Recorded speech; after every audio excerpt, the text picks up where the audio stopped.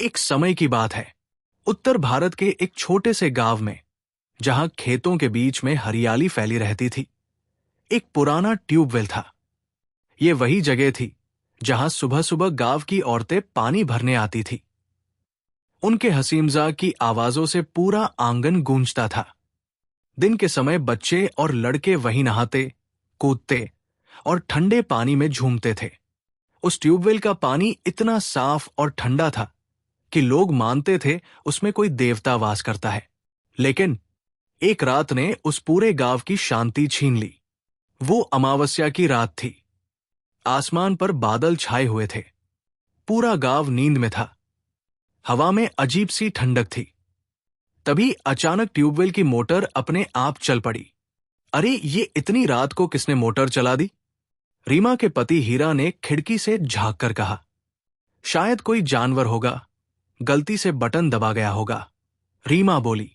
लेकिन तभी रीमा की निगाह ट्यूबवेल की ओर गई और उसका दिल जोर से धड़कने लगा। वहां एक औरत बैठी थी, सफेद साड़ी में, लंबे खुले बालों के साथ।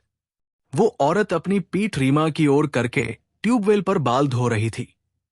पानी की जगह से हल्की लाल चमक निकल रही थी। रीमा कांप गई। अजी, देखिए तो, कोई औरत है जो ट्यूबवेल पर बैठी बाल धो रही है। आधी रात को कौन ऐसा करता है? हीरा ने कहा। छोड़ो, चलो सो जाओ। ये कोई पगली होगी। पर अगले दिन जब गांव वाले ट्यूबवेल पर पहुंचे तो सबके होश उड़ गए। ट्यूबवेल से पानी नहीं, लाल खून निकल रहा था। पूरा गांव इकट्ठा हो गया।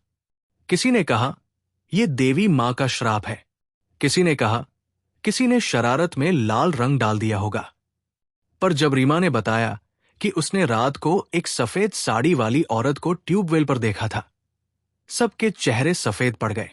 रीमा ने कहा, उसके बाल बहुत लंबे थे, नाखून नुकीले, और उसने कभी पीछे मुड़कर नहीं देखा।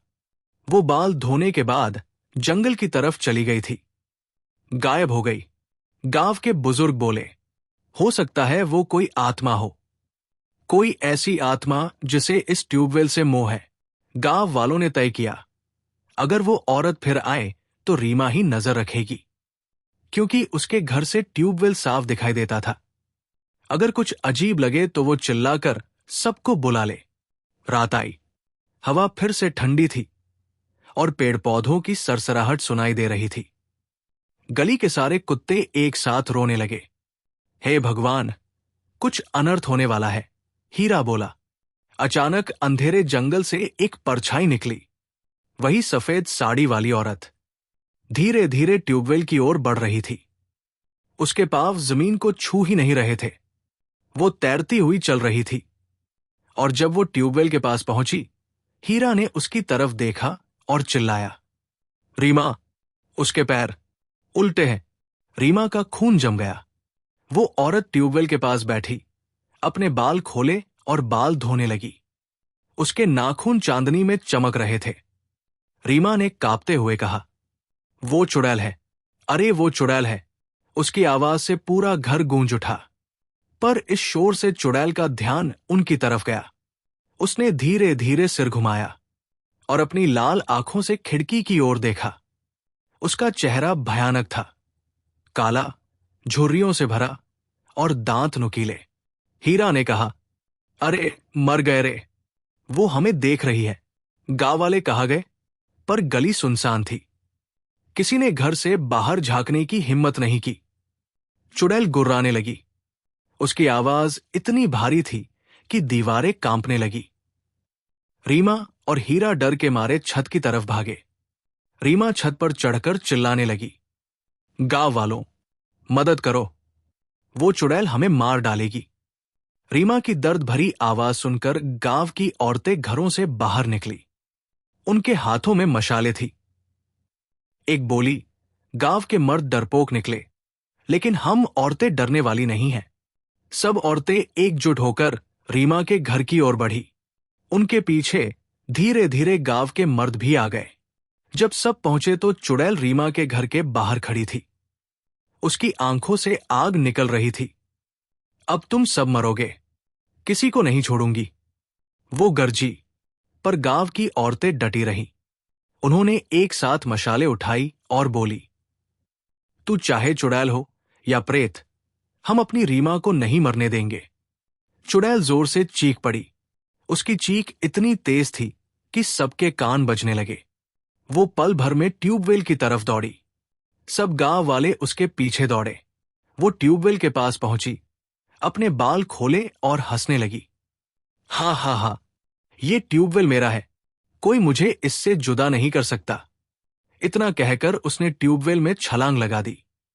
पानी उफान मारने लगा। लाल रोशनी पूरे गांव में फैल गई। हर किसी का दिल कांपने लगा। रीमा ने भगवान का नाम लिया और गंगाजल लेकर ट्यूबवेल पर छिड़क दिया। अचानक पानी साफ हो गया, खून गायब।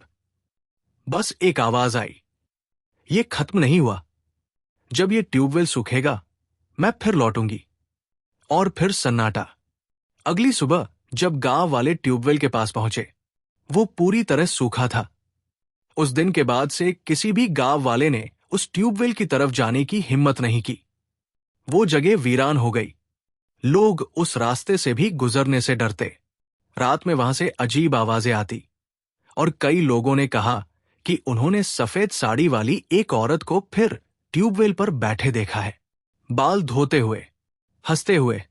कहते हैं अगर किसी ने उस पुराने ट्यूबवेल का पानी छुआ तो चुड़ैल उसकी आत्मा को अपने साथ ले जाती है। और तब से उस गांव में आज तक कोई नया ट्यूबवेल नहीं खोदा गया।